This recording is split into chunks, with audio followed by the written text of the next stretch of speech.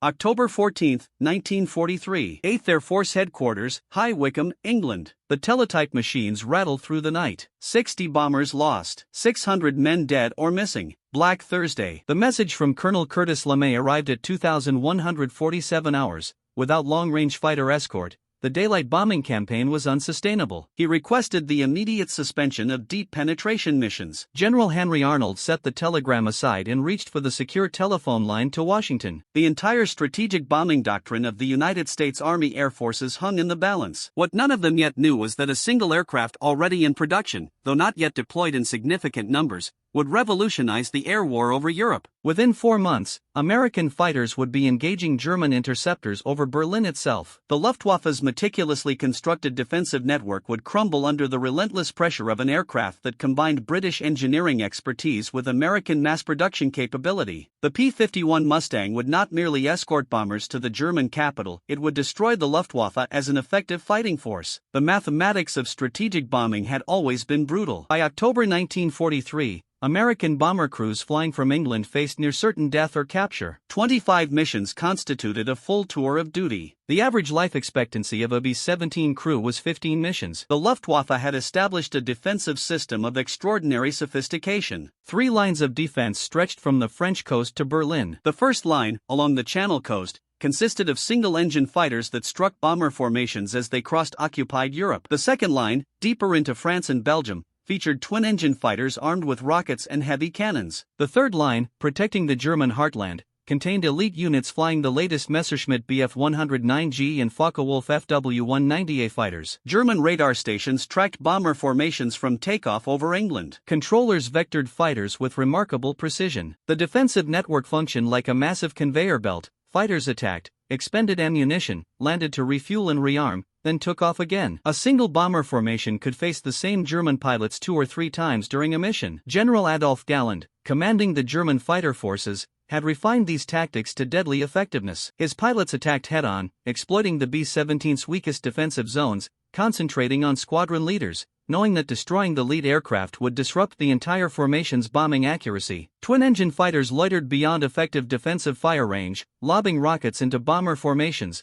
forcing them to break formation and become vulnerable to single-engine fighters. The North American P-51 Mustang represented an unlikely fusion of British urgency and American industrial might. In April 1940, the British Purchasing Commission had approached North American Aviation to build Curtiss P-40 fighters under license. North American President James Dutch Kindleberger made a counteroffer that would change aviation history. His company could design and construct a superior fighter in the same time frame required to set up P-40 production. 102 days after signing the contract, the prototype NA-73X took to the air. The aircraft incorporated revolutionary features, including a laminar flow wing that reduced drag at high speeds. Initial versions, powered by Allison engines, showed promise but lacked high-altitude performance. The transformation came in April 1942 when Rolls-Royce test pilot Ronald Harker flew a Mustang I and immediately realized the airframe's potential was limited only by its power plant. Within days, Rolls-Royce fitted a Mustang with their Merlin 61 engine, the same 2-stage supercharged unit that had transformed Spitfire performance. The Merlin-powered Mustang could reach 441 miles per hour at 30,000 feet. Its internal fuel capacity of 269 gallons gave it a combat radius of 475 miles,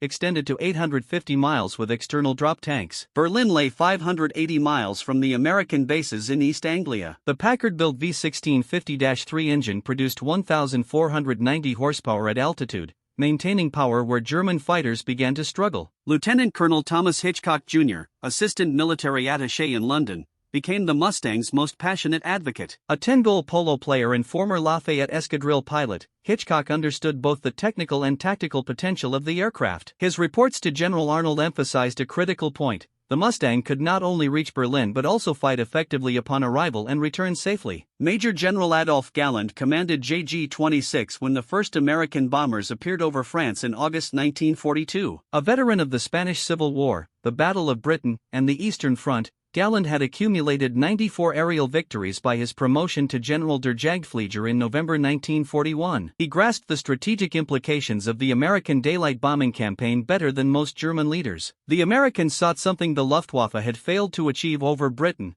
the systematic destruction of enemy war production through precision bombing. Success would cripple Germany's ability to wage war. By late 1943, the German fighter force defending the Reich comprised approximately 800 single-engine and 150 twin-engine aircraft, manned by a dwindling pool of experienced pilots. The Eastern Front consumed pilots at an alarming rate, and training programs had been shortened from 2 years to 6 months to maintain numbers. New pilots arrived at operational units with 110 to 150 flight hours, compared to 250 to 300 for American crews. Yet the German defenders held critical advantages. They fought over home territory, allowing damaged aircraft to land safely, pilots to return quickly, and forces to concentrate on specific raids, achieving local numerical superiority despite overall inferiority. Most importantly, they only needed to fly far enough to intercept the bomber stream, while American fighters had to travel all the way from England and back. The mission plan seemed brilliant in its complexity. 2 separate bomber forces were to strike simultaneously at Schweinfurt's ball bearing plants and Regensburg's Messerschmitt factory, splitting German fighter resources. The Regensburg force would continue to North Africa, avoiding the deadly return flight over German defenses. 376 B-17s took off that morning. The Regensburg force departed at 0700 hours.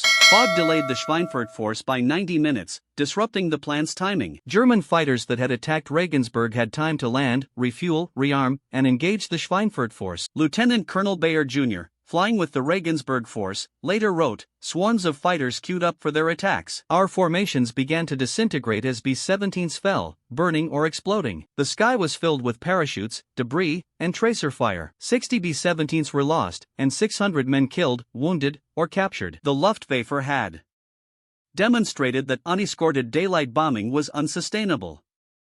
The Americans suspended deep penetration missions for 6 weeks while they searched for a solution. The suspension could not last. Political pressure demanded continued attacks on German war production. Intelligence indicated that ball-bearing production had recovered from the August raid. Another strike on Schweinfurt was ordered. 291 B-17s crossed the Dutch coast at 1,300 hours. The escort fighters P-47 Thunderbolts turned back at Archon, their fuel exhausted. The bombers flew on alone for another 200 m to the target. The Luftwaffe response was overwhelming. Over 300 fighters attacked in coordinated waves. Major Wilhelm Moritz leading Jagdgeschwader 3 employed new tactics. His fighters carried 210 mm rockets fired from beyond the range of defensive guns. Each rocket contained 90 pounds of explosives, enough to destroy a bomber with a single hit. First Lieutenant Robert McCallum, pilot of Paddlefoot, watched the attacks develop. They came from 12 o'clock high, for abreast, wings lit up with cannon fire. The rockets looked like aerial torpedoes trailing smoke. When they hit, the B-17 just disintegrated. The bombing results were excellent.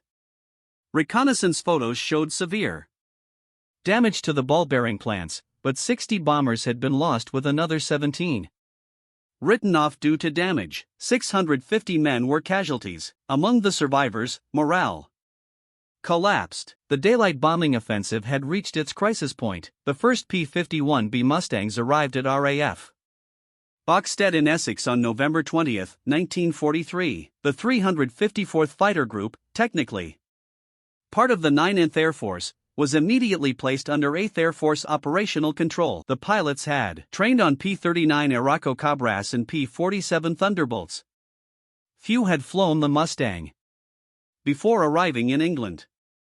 Major James Howard, commanding the 356th Fighter Squadron, conducted his first orientation flight on November 25. The moment he advanced the throttle, he knew they had something special. At 30,000 ft, where the P-47 struggled, the Mustangs still had power to spare. December 1, 1943 marked the Mustangs' combat debut. A fighter sweep over Belgium and France. 5 days later, on December 5, the group flew its first bomber escort mission. The results were immediate. Bomber losses dropped dramatically whenever Mustangs provided escort. Lieutenant General James Doolittle assumed command of the 8th Air Force on January 6, 1944. The former racing pilot and aeronautical engineer brought a fighter pilot's perspective to the bomber-dominated ETH Air Force. His first visit was to 8th Fighter Command Headquarters at Bushy Hall. Doolittle noticed a sign in the operations room. The first duty of 8th Air Force fighters is to bring the bombers back alive. Who put that up? Dittle asked. It was here when I arrived, replied Major General William Keeptainer, commanding 8th Fighter Command. Take it down, Doolittle ordered. Put up a new one. The first duty of 8th Air Force fighters is to destroy German fighters. This simple order transformed American fighter tactics. Previously, fighters had remained tied to the bomber formations, flying, weaving patterns above them to maintain position. Doolittle freed them to hunt. Fighter groups would fly ahead of the bombers, catching German fighters as they formed up. They would pursue retreating Germans to their airfields, strafing them on the ground. Colonel Donald Blakesley, commanding the 4th Fighter Group, embraced the new tactics immediately. A former Eagle Squadron pilot who had flown Spitfires with the RAF, Blakesley understood fighter combat. He instituted new formations, abandoning the rigid 3-plane elements for flexible 2-plane teams. He pushed his pilots to be aggressive, to seek combat rather than wait for it. Operation Argument, known to history as Big Week, represented the full implementation of the new strategy. 4. 6 days, the 8th Air Force from England and the 15th Air Force from Italy launched maximum efforts against German aircraft production. Over 3,000 bomber sorties dropped 10,000 tons of bombs on aircraft factories. But the real battle occurred in the air. P-51 Mustangs, now equipping 5 fighter groups, ranged deep into Germany. On February 20th, Major James Howard single-handedly defended a bomber formation against 30 German fighters for over 30 minutes, earning the Medal of Honor. His combat report was characteristically brief. Saw enemy aircraft attacking bombers engaged same. German losses during Big Week were catastrophic. The Luftwaffe lost 355 fighters in combat and another 150 on the ground. More critically, 17% of the German fighter pilot force was killed. These were the experienced veterans who could not be replaced. Training programs could produce new pilots, but not the expertise needed to survive in aerial combat. The psychological impact of American fighters reaching Berlin cannot be overstated. Berlin was the heart of the Reich, Hitler's capital, the symbol of German power. No single-engine Allied fighter had ever reached it before. Colonel Donald Blay led 81 P-51 BS of the 4th Fighter Group on that historic mission. The weather was terrible. Cloud cover extended from 2,000 to 28,000 feet. Navigation was by dead reckoning and time. The bomber stream stretched for miles. Over 800 heavy bombers protected by nearly 900 fighters. Captain Donald Gentile flying Shangri-La engaged German fighters near Hanover. We dropped our tanks and dove on about 3,109s and 190s forming up below us. They scattered immediately. I caught 11 109 and gave him a 3-second burst.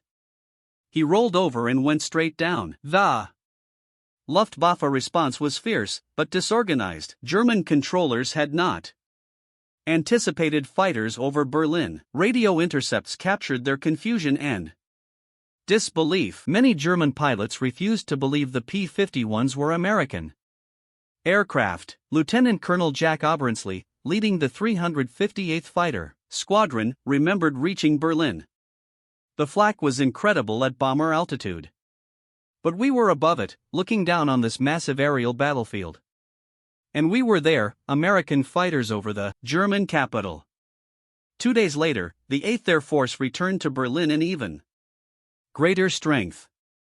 660 B-17 and B-24s, escorted by 900 fighters, attacked targets in and around the German capital. Major General Adolf Galland personally led Jagdgeschwader 1 into combat, flying his personal Faller Wolf 190A8. Galland attempted to break through to the bomber formations, but was intercepted by escorting Mustangs. His wingman was shot down before they could reach firing range. The Luftwaffe lost 69 fighters, destroyed and 26 damaged.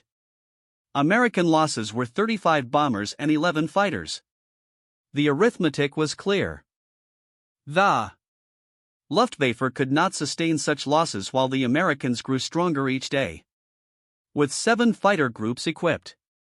With P-51s by April 1944, 8th Fighter Command shifted to pure offensive operations. Fighters swept ahead of bomber formations, catching German fighters as they took off. They stayed behind after the bombers turned home, hunting Germans returning to their bases. Colonel Herbert Speer, commanding the 56th Fighter Group, developed ZMEs, Wolfpack tactics. His P-47 Thunderbolts would simulate a bomber formations. Radio chatter, drawing German fighters into ambushes by P-51s flying high. Cover. On April 8, 1944, Lieutenant Robert Goel shot down his 5th German fighter. We caught them taking off from Brandenburg. The inexperienced pilots would raise their gear and try to turn immediately. Their planes would stall and crash. The veterans would build speed first, but by then we were on them. In May 1944, the strategic bombing campaign shifted focus to Germany's oil production. The P-51D model had begun. Arriving in April, featuring 650 caliber machine guns instead of 4, a bubble canopy for better visibility and improved performance. On May 12, 1944, 800 bombers attacked synthetic oil plants at Liner, Bolin, and sites, escorted by 800 fighters. The Luftwaffe launched everything available, over 500 fighters. The resulting air battle was the largest in history to that point. Major George Prey, commanding the 487th Fighter Squadron, achieved multiple victories. They came up in massive formations. We dived through them shooting, zoom back up, and dive again. It was controlled chaos, but we had the advantage. The Luftwaffe lost 126 fighters destroyed and 64 damaged. American losses were 46 bombers and 13 fighters. German aircraft production actually increased in 1944? Pilot quality had collapsed. New pilots arrived with minimal training and rarely survived their first missions. The ultimate test came on D-Day. Over 13,000 Allied aircraft supported the invasion.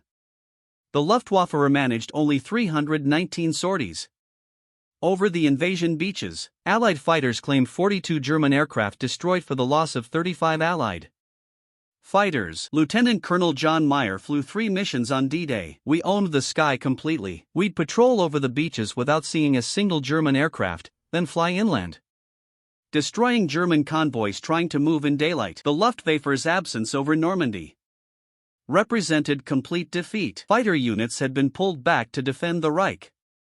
Those remaining in France lacked fuel, spare parts, and experienced pilots. By July 1944, the Luftwaffe had ceased to exist as an effective fighting force. The statistics told the story clearly.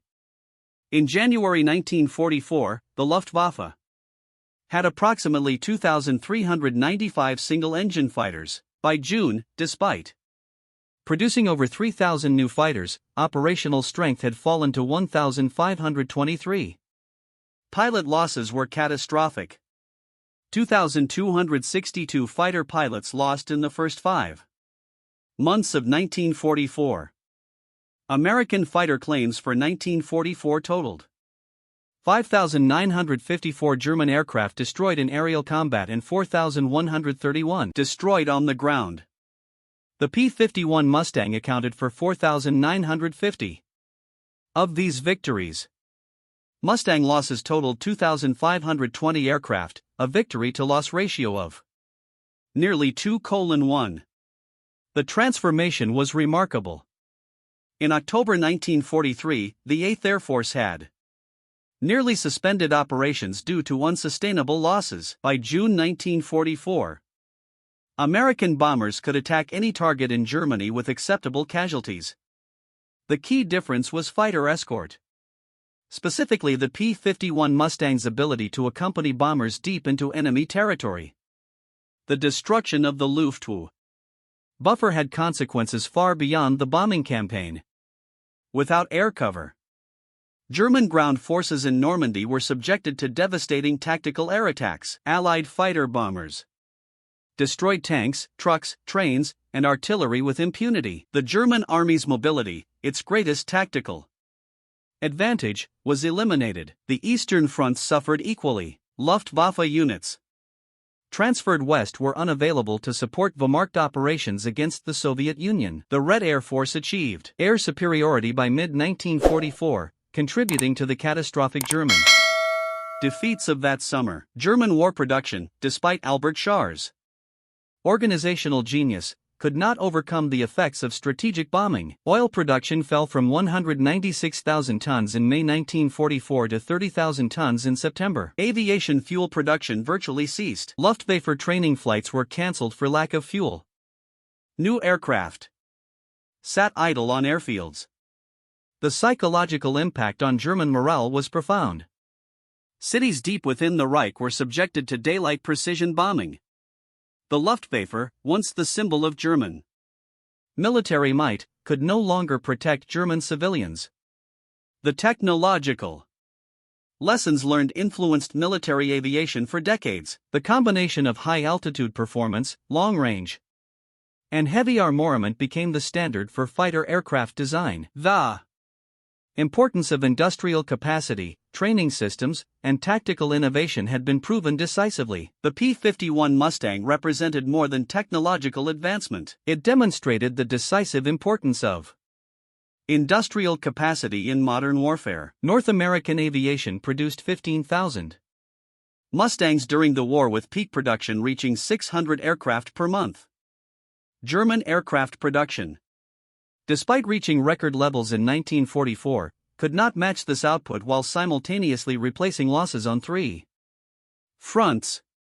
The Mustang proved the value of international cooperation. British engineering in the form of the Rolls-Royce Merlin engine combined with American mass production to create the war's most effective fighter. The Packard Motor Company's ability to mass-produce the complex Merlin demonstrated American industrial adaptability. Training systems proved equally crucial. American pilots arrived in combat with 250 to 300 hours of flight time, trained safely in the United States with unlimited fuel and aircraft. German pilots, their training constantly interrupted by Allied bombing, reached operational units with 110 to 150 hours of experience. This qualitative difference proved as important as numerical superiority. The strategic bombing campaign's success depended entirely on fighter escort. Pre-war theories about self-defending bomber formations proved disastrously wrong. Bombers could destroy enemy war production, but only if fighters protected them from interception. Command philosophy mattered decisively. Doolittle's tactical revolution, releasing fighters from close escort duty, transformed the air war. By taking the offensive, American fighters forced the Luftwaffe to fight on American terms. German fighters could no longer choose when and where to engage. On April 25, 1945, the 8th Air Force flew its last combat mission of the European War. 370 B-17s escorted by 550 P-51 Mustangs attacked railards in Czechoslovakia. Not a single German fighter challenged them. The Luftwaffe had ceased to exist. General Adolf Galland in post-war interrogation admitted, the American long-range fighter was the decisive factor. Without escort, daylight bombing would have failed. With it, we were helpless. We could not defend our airspace, our cities, or our armies. Hermann Göring's famous statement, "When I saw Mustangs over Berlin, I knew the war was lost," captured the psychological impact. But his detailed analysis proved more revealing. Your bombers might have eventually succeeded through attrition alone, but the long-range fighter changed everything. It destroyed my fighter force not through gradual losses, but through systematic annihilation. The legacy extended beyond World War II. The P-51 served in Korea, providing close air support when jets lacked range for extended operations. Foreign air forces flew Mustangs into the 1980s. Veterans of the air war gathered for reunions decades later, former enemies, finding common ground in their survival of history's greatest air battle. Colonel Hubert Semper reflected on the transformation In 1943, we were losing badly. The bombers couldn't survive without prohibitive losses. Then came the Mustang. Within 6 months, everything changed.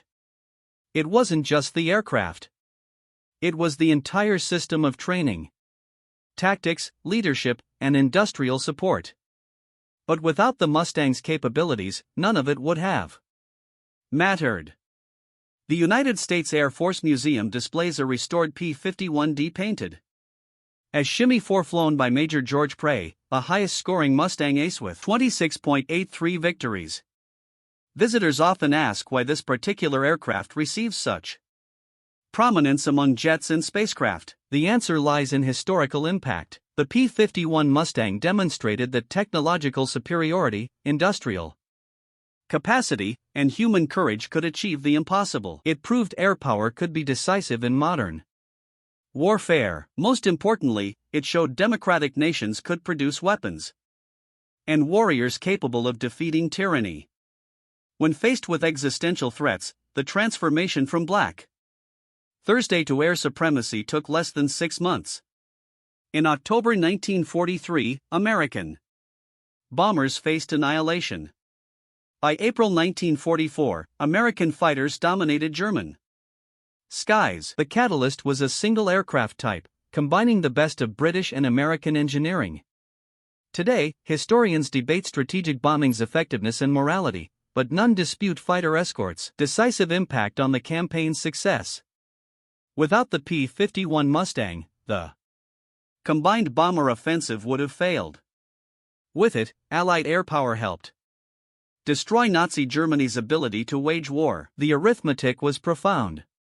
In 1943, the 8th Air Force lost 1 bomber for every ton of bombs dropped.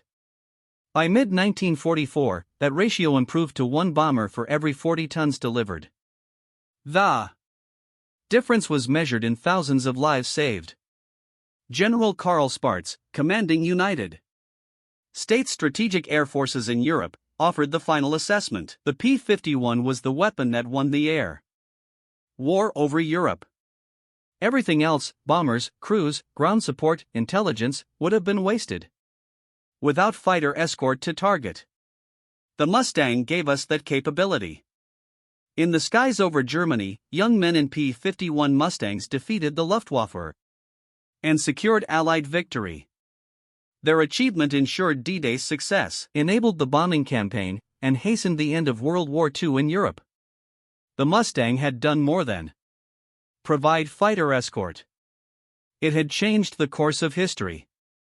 The concrete runways of former 8th Air Force bases now serve civilian purposes or have returned to farmland. The pilots who flew Mustangs are passing into history.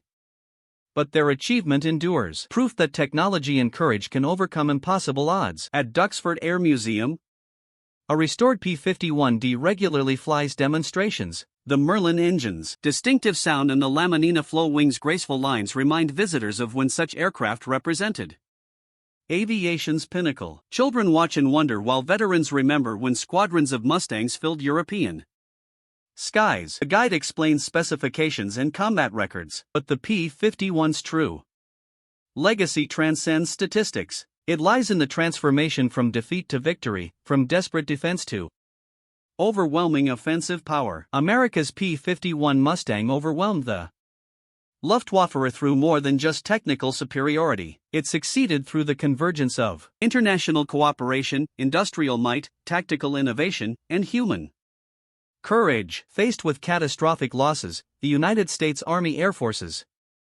adapted and triumphed. The Mustang was the instrument, but victory belonged to the system that produced it, one that could recognize problems, develop solutions, and implement changes under the pressure of total war. As the last veterans pass, their legacy remains. Technological superiority properly employed can achieve decisive victory. The P-51 Mustang's ability to reach Berlin didn't just save the daylight bombing offensive, it validated American military doctrine and established air supremacy as essential for modern operations. The Luftwaffe, which had terrorized Europe from 1939 to 1943, was reduced to impotence by a single aircraft type. the same nation that pioneered strategic bombing at Geka now cowed under Allied attacks, unable to protect its cities or armies. The numbers tell part of the story. Nearly 5,000 German aircraft destroyed. Hundreds of thousands of tons of bombs delivered. Combat effectiveness that exceeded all predictions. But the true impact lay in what was prevented. The collapse of the bombing offensive, the prolongation of the war, and countless Allied casualties underscored the stakes. When Colonel Donald Blakesley led his Mustangs over Berlin on March 4, 1944, he demonstrated that American power could strike at the very heart of enemy territory. The sight of American fighters over the Nazi capital sent an unmistakable signal throughout occupied Europe: liberation was coming. The technological achievement was extraordinary. In less than 4 years, North American aviation had designed, tested, refined, and mass-produced an aircraft outperforming fighters developed over twice as long. Integrating the Merlin engine in months rather than years showcased the urgency of wartime innovation. Modifications to the fuselage fuel tank, extending the Mustang's range to Berlin despite stability concerns, reflected pragmatic problem-solving under pressure. Yet technology alone did not defeat the Luftwaffe. Young men, average age 22, mastered complex aircraft, learned advanced tactics, and fought in extreme altitudes where temperatures plunged to -50 degrees Fahrenheit. They flew in formations of hundreds, maintaining position while scanning for enemies, monitoring instruments, and managing fuel. A single lapse could mean death. The German pilots they confronted were equally courageous,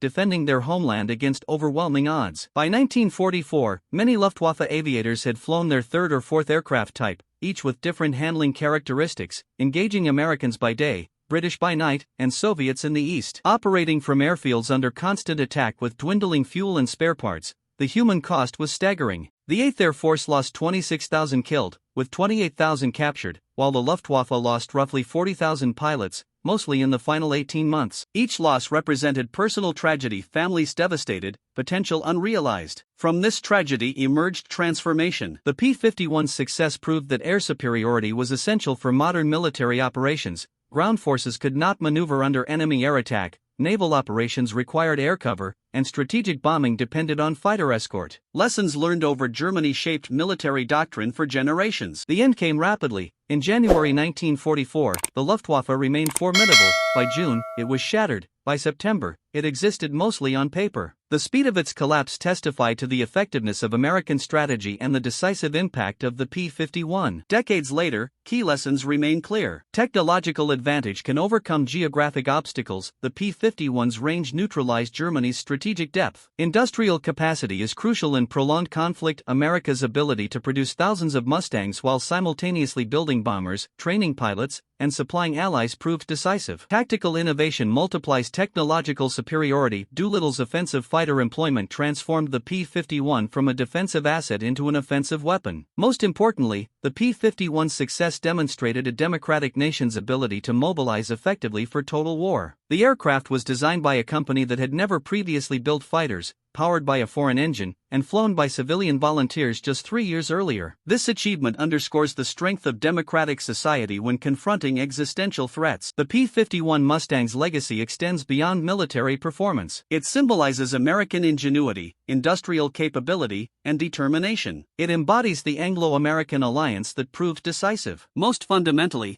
it represents the courage of young men who flew into hostile skies, prevailing through skill, resolve, and technological advantage. As military aviation transitions into the era of unmanned systems, the Mustang's lessons remain relevant. Technology provides capability, but human judgment determines its application. Industrial capacity enables military power, but strategic vision directs it. International cooperation multiplies national strength. The story of the P-51 Mustang defeating the Luftwaffe is ultimately one of transformation through innovation. Faced with strategic failure, the United States adapted and triumphed. The Mustang was the instrument, but victory belonged to the system, one that identified problems, developed solutions, and implemented changes under the pressures of total war. The P-51 ended the Luftwaffe's reign over Europe, enabled the Normandy invasion, and shortened World War II significantly. In doing so, it saved countless lives and demonstrated that technological superiority, combined with courage and industrial might, could overcome any challenge. The lessons learned over Germany remain as relevant today as when American fighters first appeared over Berlin, forever altering the course of history.